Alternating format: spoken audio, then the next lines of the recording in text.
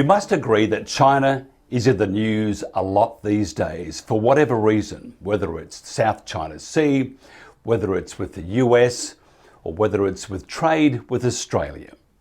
One of its declared goals that has received less attention is that by 2025 its weather modification program will allow China to control rain and snow across an area that is more than 1.5 times the size of India. That's 20 times the size of the UK. China's State Council said weather modification will intensify in areas of mitigating drought, hail, fires and high temperatures, while also assisting agricultural production and preserving ecologically protected areas. We don't know how successful China will be in controlling their own weather. But what will be the impacts on neighbouring countries? How will their weather be affected by these technologies and experiments? Kirk Clyatt is a political commentator and a meteorologist. How achievable is this? Well, you're looking at a really large effort that's taking place, and it's been categorically proven that man can change the weather, but at what cost? Remember the other guy, as President Biden calls him, not the other dog. What a ham. It's unbelievable. The other guy tried, or at least thought about, nuking a hurricane.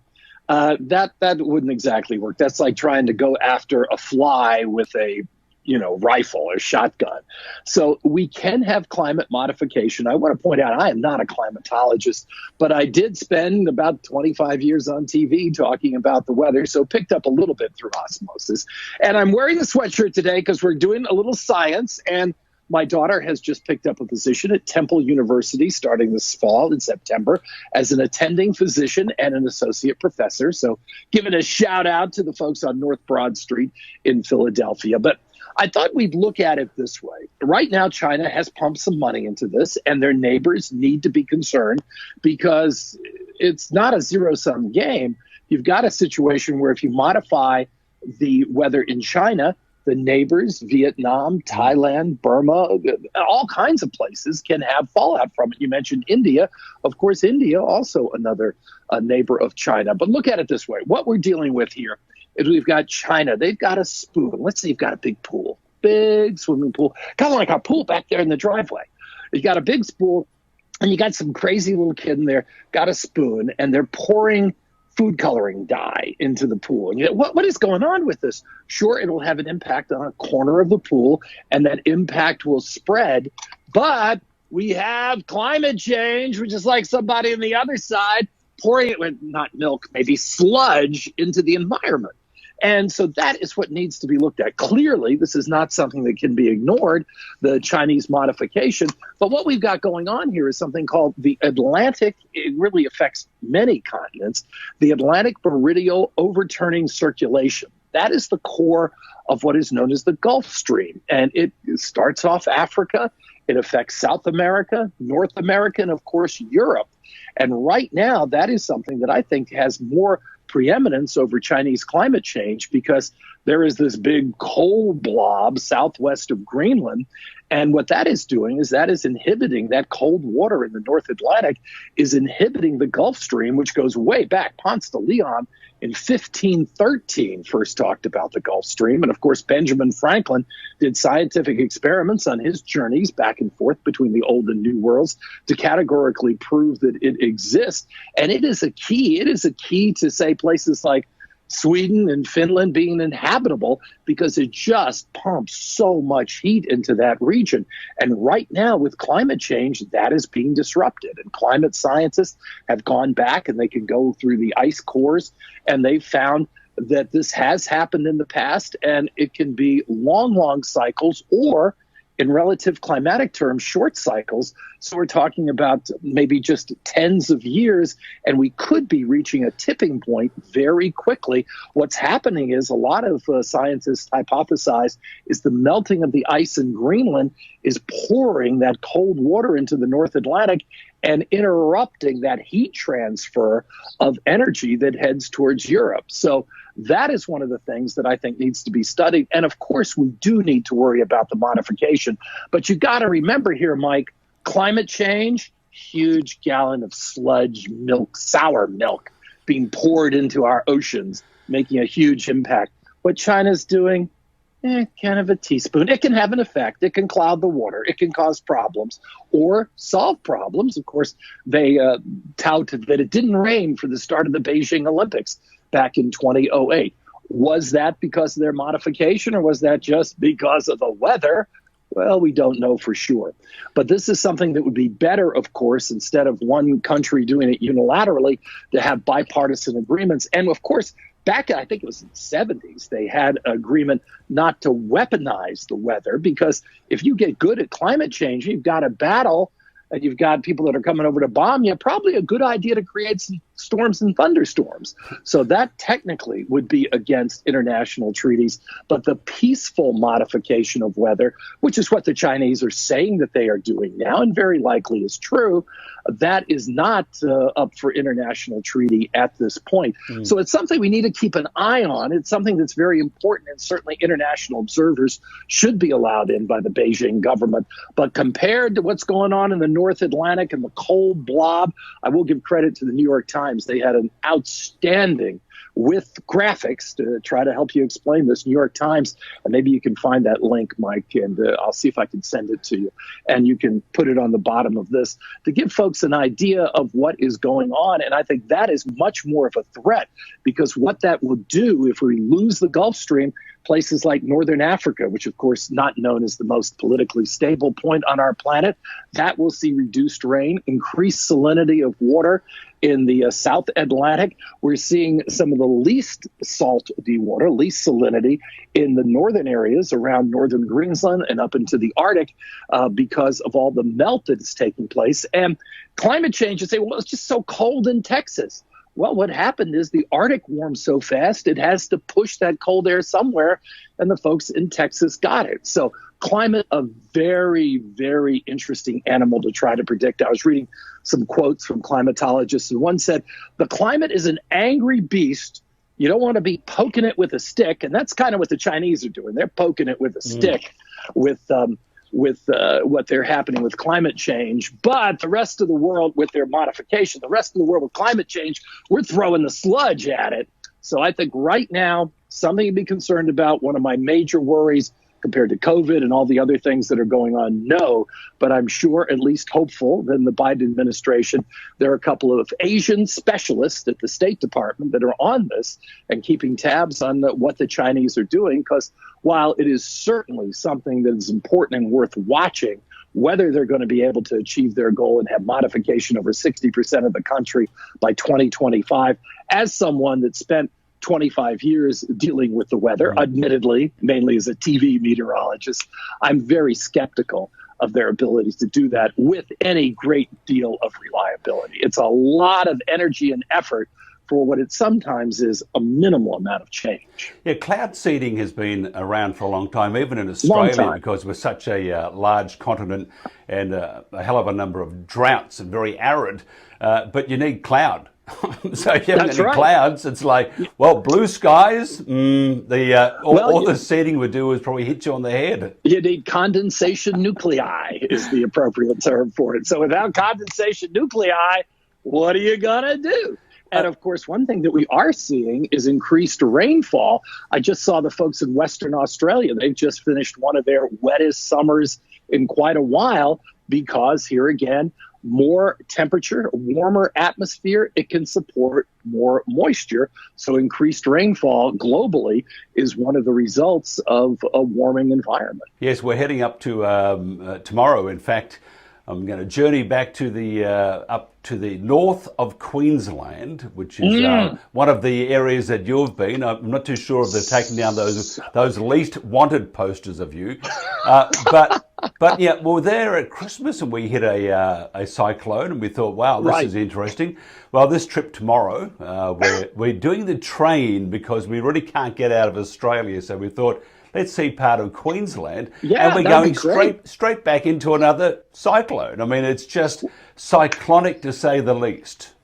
Well, that is one of the situations you're talking about here with the Gulf Stream. And if you reduce the Atlantic oscillation with the currents there, you could have a real chance of increasing Atlantic hurricanes, because one of the things the Gulf Stream does is it regulates the heat balance of our planet.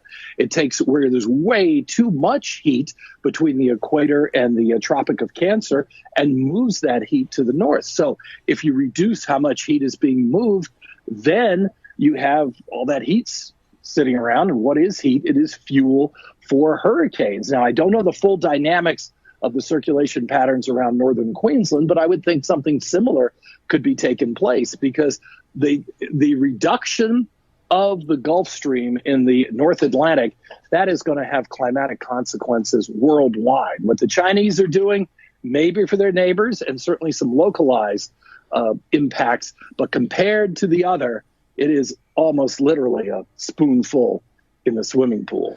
And a great debate. Even your swimming pool on the driveway, it's still a great debate, climate change. There are those that believe it is happening, but it's not as extreme as others say.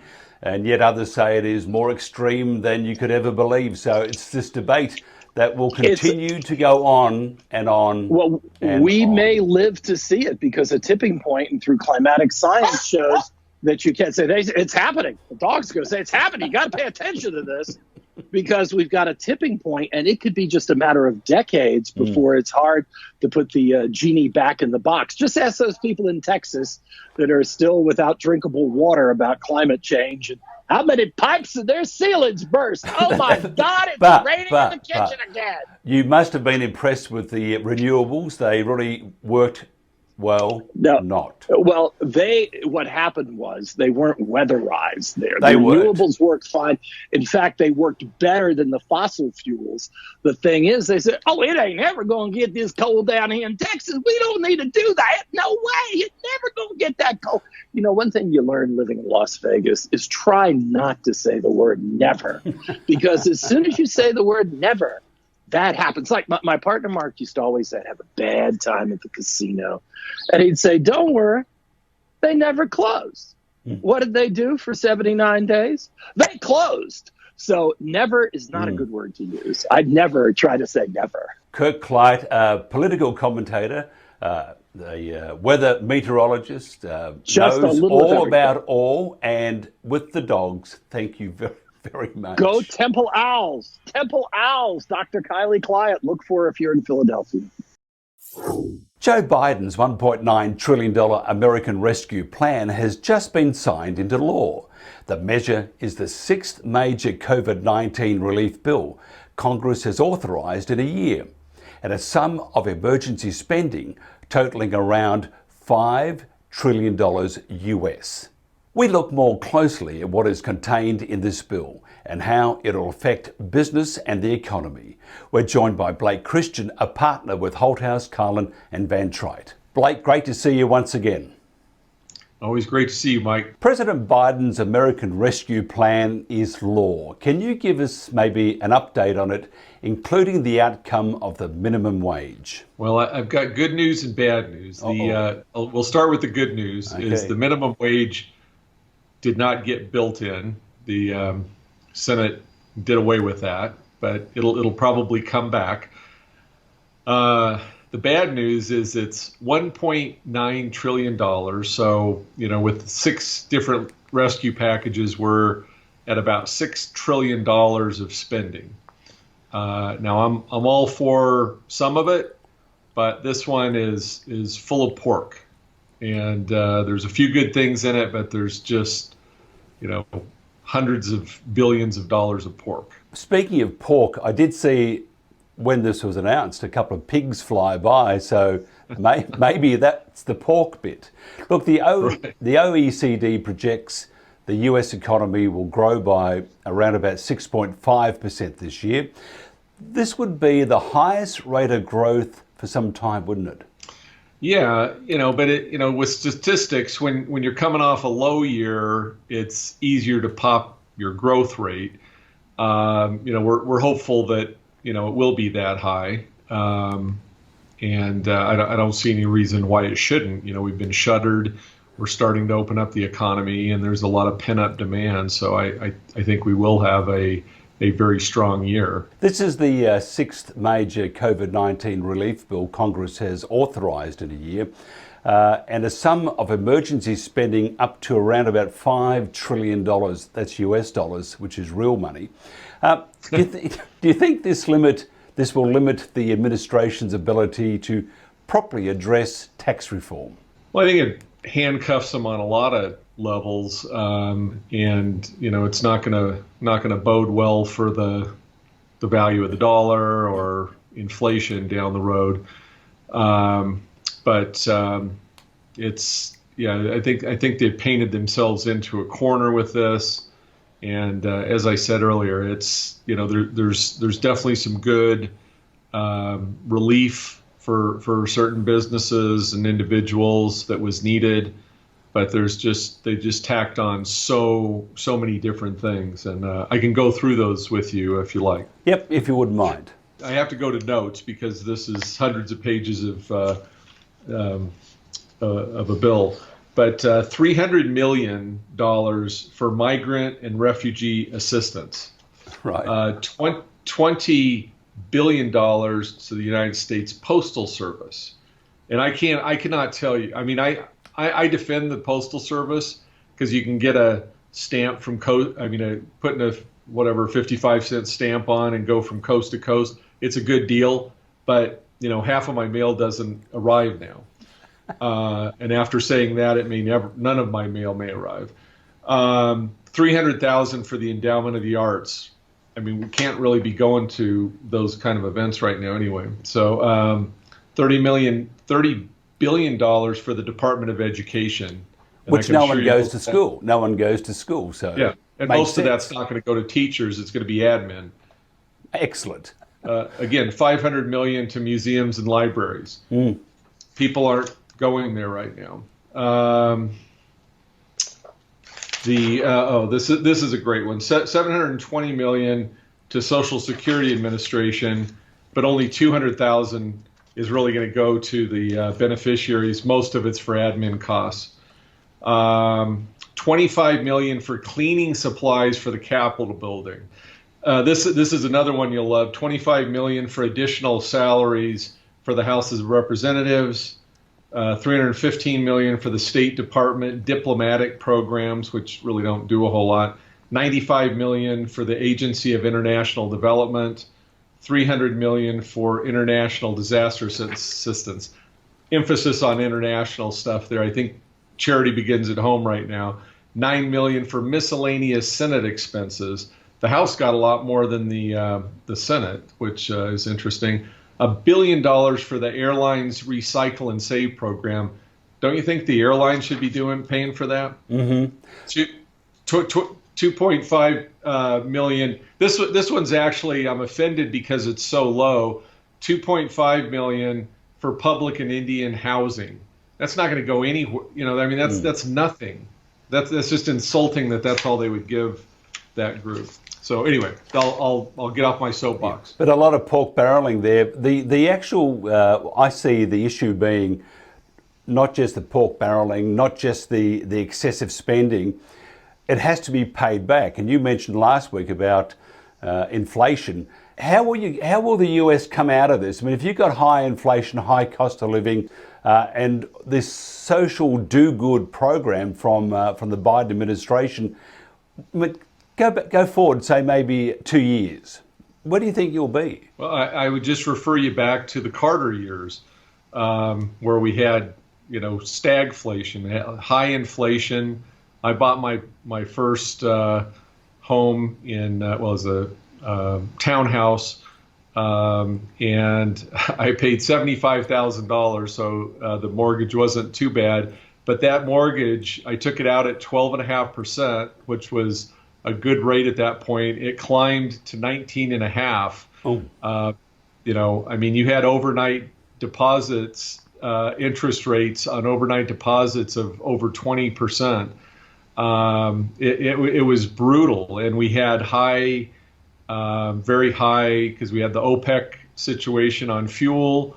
And I mean, look at oil prices and gas prices. They're just through the roof. For the very short term, this is going to put a lot of money into the economy. I heard earlier today they're guessing that up to about a third of the $1,400 payments going to individuals will end up in the stock market. So the stock market's been on fire this week over here.